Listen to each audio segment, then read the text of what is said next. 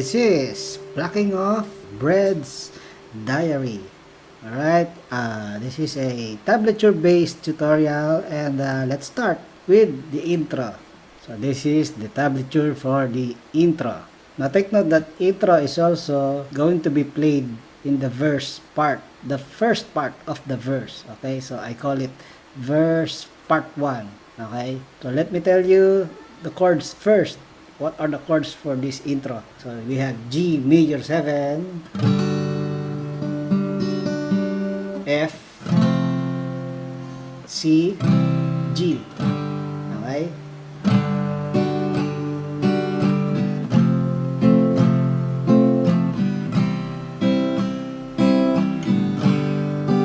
So let's start with, so let me teach you the chord by chord plucking. G major 7. Now you start with the third string open. And then, this one, this means that you play both 1 and 2, string 1 and 2, okay? So also this, string 1 and 2, you play both. For G major 7, open third string, and then string 1 and 2, you use ring finger on the second string, and then index on the first string, okay? And then, pluck upwards, from below, up. Okay, so this is how you play the G major 7. Okay, then this one, this is also part of G major 7. So again, and next will be F. So for F, this will be the 1-1 here. Then again, 0 third string. So, third string, 1 and 2, third string, but then, this will be continuous playing. So, third string, fourth string, that's it. So, going back here on the F,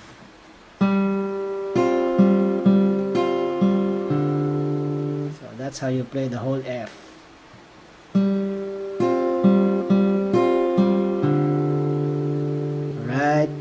Next will be C.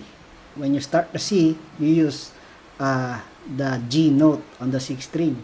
So third fret, 6th string. So do this kind of finger position. Your ring finger on the 6th string. And then your index on the 2nd string here, on the 1st fret. Okay, so C, 6th string, and then 1 and 2. And then 6th string. And then open 3rd string, and then 1 and 2, and then back to 3rd string. Okay, again, start of C, 6th string, 1 and 2, 6th string, open 3rd, then 1 and 2, back to 3rd. So regular speed. Okay, and then G. So you switch your finger position here. So 6th string again, and then open 2nd and 3rd. So you play both this one. 6th string, and then 6th string again, and then this one. How to play this? 0 3 0. Okay, on the 2nd string, 3rd fret. And then 0 3rd string. That's it. So again for the G, again, that's it. Let's play the whole verse part 1 or the intro.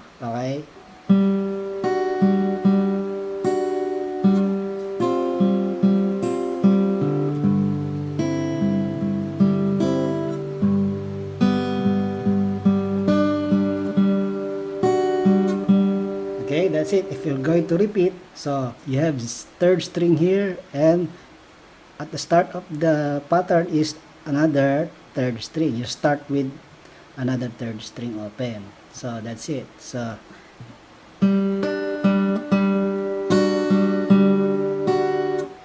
got it? So okay, so that's the same pattern with the verse part 1. But then when you start the verse, this will be twice, okay? This will be done twice, okay? So,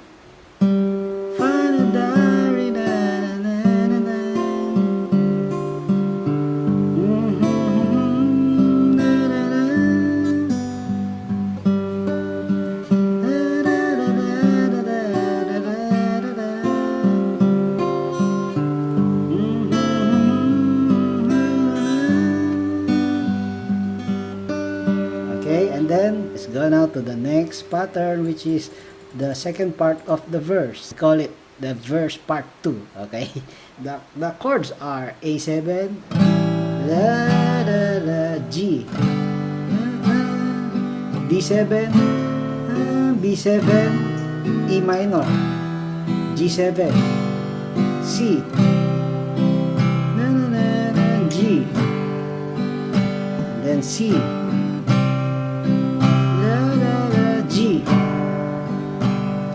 okay, that's the second part of the verse. So let's go now with the plucking. So chord by chord, A7. How to play the plucking?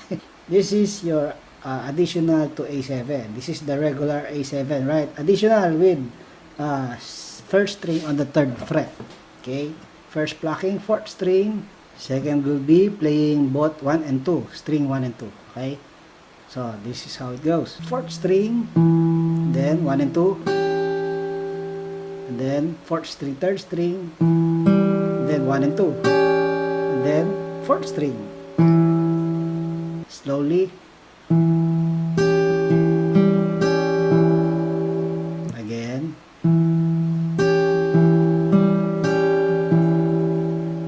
Okay, and then next will be G. So for the G, after A7, you release everything except first string. Okay? Same plucking with A7. Got it? 4th, 1 and 2, 4th, 3rd, 1 and 2, and then 4th. Okay? 4, 1 and 2, 4, 3, 1 and 2, 4. Slowly. And the next will be D7. This will be quicker than the previous chord. So that will be the plucking. So 4, 3, 1 and 2, 3. 4, 3, 1, 2, 3. Okay? The next will be B7. Also same with D7 plucking. So this will be a shortcut B7. Okay. So you start here 1, 2, and then 1 and 2, string 1 and 2, and then back to 3rd string, 4th string. So this will be E minor, 4th string 2, then 3rd string, then 1 and 2, then 3rd string, and then G7. So you go now here to the first string, 1st fret, but then plucking is different. So start with 4th, then next will be 1 and 2, and then 3rd string. That's it. Next will be C. For the C, you will start with the 6th string again, the G note, and then so that's it, huh? So that's how you play the C. And then 1 and 2, and then 3rd string, and then 5th string, and then 3rd string, 1 and 2, and then 5th string. So slowly. Again.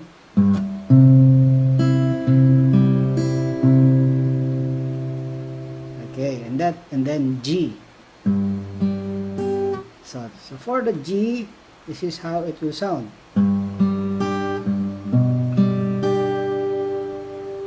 Sixth string, then open 3rd, and then 1 and 2, and then 6th string, and then 5th string, and then 3rd and 1 and 2. So that's it. Slowly.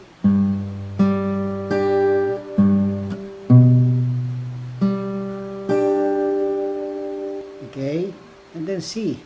And then 1 and 2. And then 5th string again. And then 3rd string, 1 and 2. And then 5th string. And then G again. So for this G, it will be different from this G. Okay? 6th string, 3rd string, and then 1 and 2, and then 6th string, 5th string, and then strum the 3 strings below, and then pluck the 4th string, and then strum 3 strings. That's it. Slowly.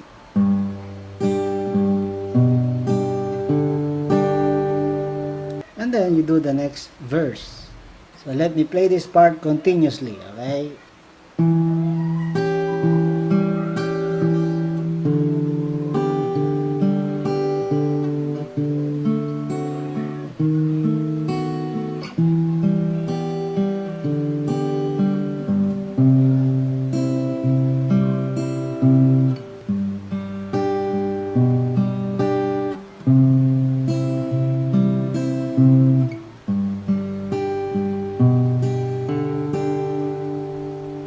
Then, back to verse part 1 pattern. Alright? Now for this second verse, of course, the same pattern with this verse part 1. But then, when you go back to verse part 2, there will be a slight difference on the end part. So, let me teach you that end part of the verse part 2. So, I call this verse part 2 before the chorus. Okay? So, this will be the same, A7, G, D7. So, the difference is how you play the last G. Okay? So, this is the difference. It is simply repeating the first G. Okay? So, this is how it is. A7, G, D7, B7, E minor, G7, C, G, C, and then back to G. So, just the same, okay? So, next will be chorus. So, this will be the next one. D, B7, E minor, G7, C, A minor 7, D, C, G major 7, la, la, la, C, B7. Let's go now to the plucking. D, so 4th string, and then so 4th, 3rd, and then 1 and 2, and then back to 3rd. Okay. Then B7, 4th string, same plucking as the D. 3rd string, 1 and 2, back to 3rd string. Okay? So again, D and B7. B7. Alright? And then E minor. Again, same plucking. Okay? And then G7. Okay, and then C will be so 5th string, 3rd string, 1 and 2, back to 3rd string, and then A minor 7, also the same plucking, 5th string, 3rd string, 1 and 2, 3rd string. Alright, A7, and then D, 4th string, 3rd string, 1 and 2, 3rd string. And then C. So, same plucking. And then G major 7 will be start 5th string on 2nd fret, and then 3rd string, and then 2nd string, back to 3rd string, and then 1st string, and then 3rd string, 1st string, 3rd string, So this is how it goes. G major 7. Again. 5, 3, 2, 3, 1, 3, 1, 3.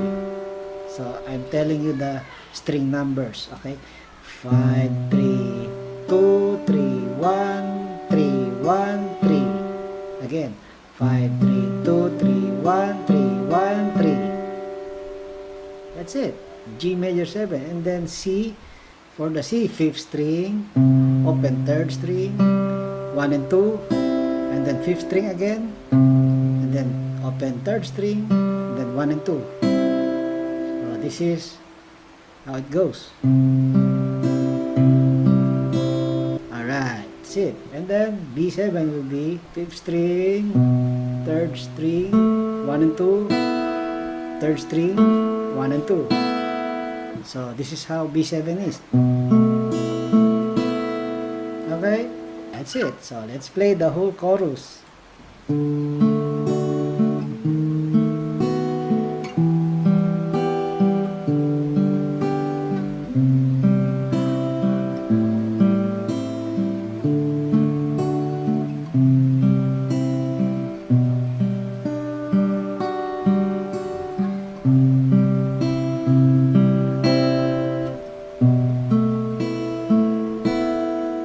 For the final part of this tutorial, this is actually another chorus. So this is the ending chorus. This is just with additional at the last part. So the first chorus that I taught you, there is B7. When you end this song with the last chorus, there will be no B7. So look at this. Okay, G major 7 C. Alright, there you go. G major 7 C. And then no more B7, you just put G, C, and then D, and then end with G. So let's go now with the plucking. So D,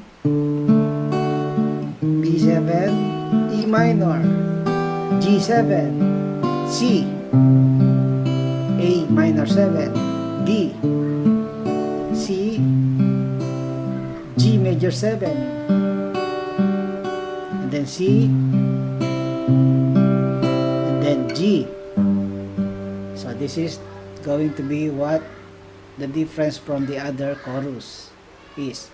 So G, 6th string, and then 3rd string, and then 1 and 2, and then 3rd string again, and then 5th string, and then 3rd string, and then 1 and 2, 3rd string, and then C, and then 3rd string, and then 1 and 2, 3rd string, and then D. So the D is 4th, 3rd, 1 and 2, 3rd string, and then you end with G. So again, let's play slowly for this part.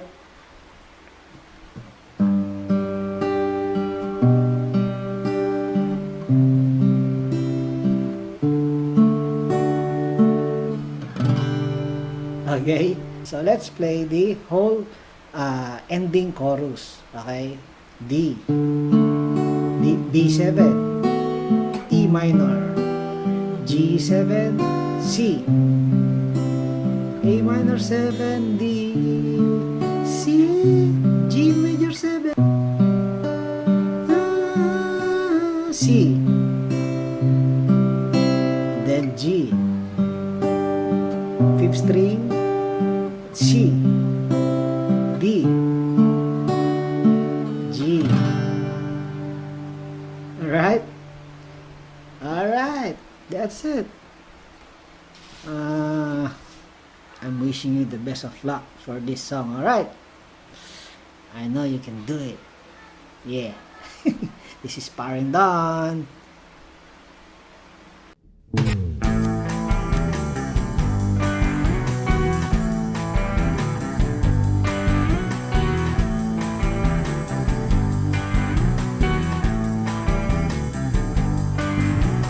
Tell me what is right, what to do and to say. Show me your emotions when I make my guitar